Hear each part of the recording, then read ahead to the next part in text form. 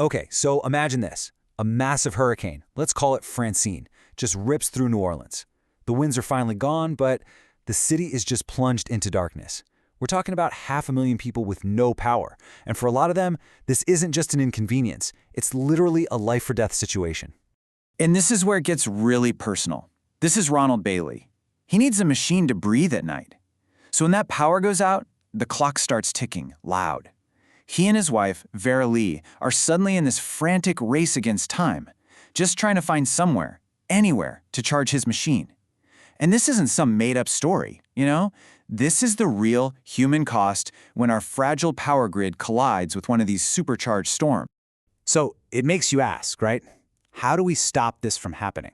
How do we get from this kind of terrifying vulnerability to a future where our communities can actually, well, power through the storm? That's exactly what we're digging into today. We're going to look at the path to a truly resilient energy future, one that's proactive, not just reactive. All right, let's jump in. But before we can really talk about solutions, we've got to get our heads around the sheer scale of the problem. Because when the lights go out, it's not just a local headache. Nope. It's a sign of a much bigger and way more expensive national crisis. Okay, let's throw some numbers out here, because they're pretty staggering. Just in 2020, get this, the U.S. got hit with 22 separate weather and climate disasters that each cost over $1 billion. 22. That was a record. And that's not just a one-off bad year. This is a trend. If you look back to 1980, the total bill for these massive disasters, it's over $2.2 trillion. Yeah, trillion with a T. That's just an unbelievable economic weight, and it's something that ends up affecting all of us. But look, it's not just about the money, right? The real cost is human. Take Puerto Rico after Hurricanes Irma and Maria. Some folks there were without power for 11 months, almost a full year.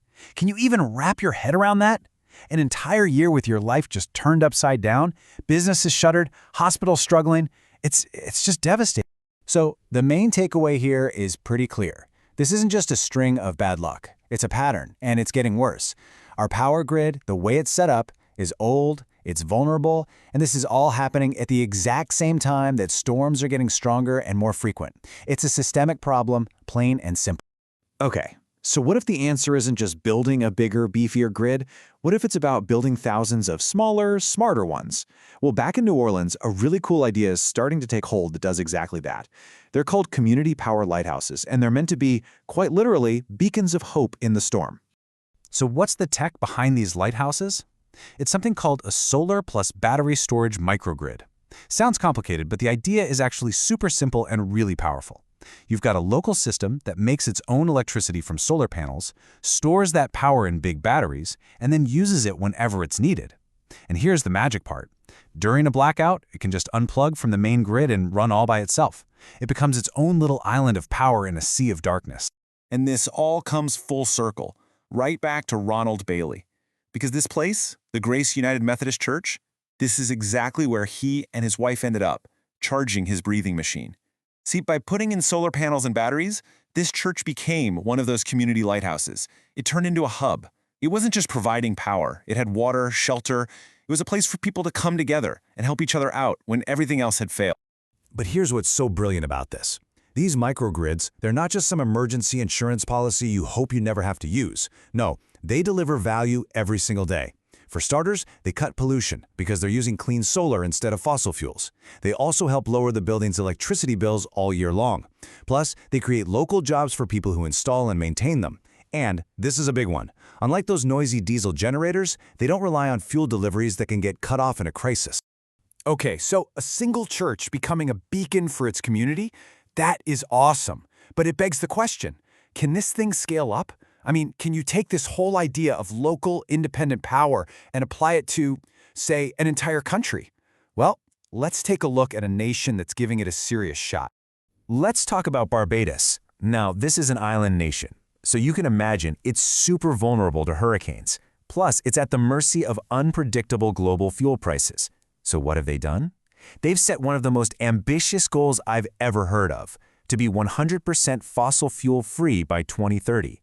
And for them, this isn't just about the climate.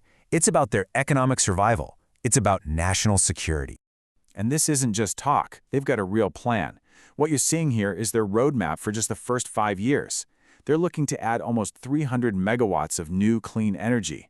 And they're not putting all their eggs in one basket either. It's a mix of solar, wind, even bioenergy. It's a super practical, detailed strategy to completely overhaul their energy system from the ground up. But, a huge vision like this needs more than just cool tech. Turns out progress in Barbados has kind of hit a pause button for a bit. Why? Because the government is taking the time to hammer out a really strong, transparent set of rules. And that makes sense, right? You need clear regulations so investors feel confident putting their money in, and so the public trusts that this whole transition is fair. It's a great reminder that the policies and the paperwork are just as critical as the power plants themselves. So we've seen a local solution in New Orleans and a huge national goal in Barbados. That's great, but what would it actually take to get something like this going in your community? Well, let's break down the playbook, shall we?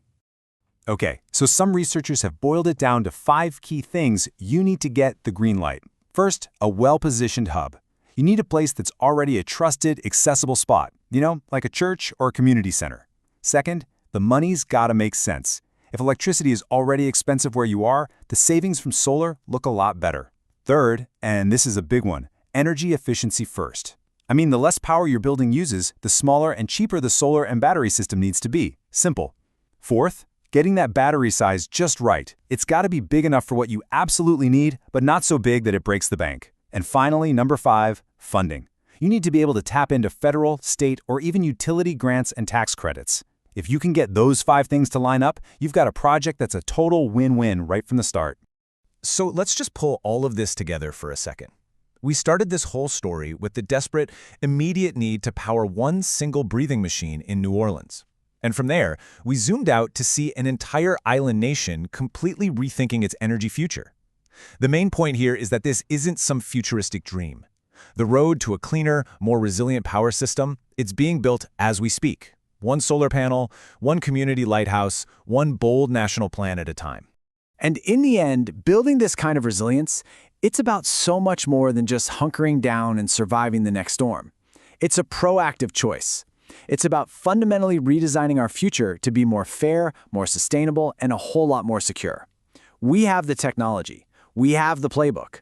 So really, the only question left to ask is, when you look at the rising cost of these disasters, what is the real cost of doing nothing?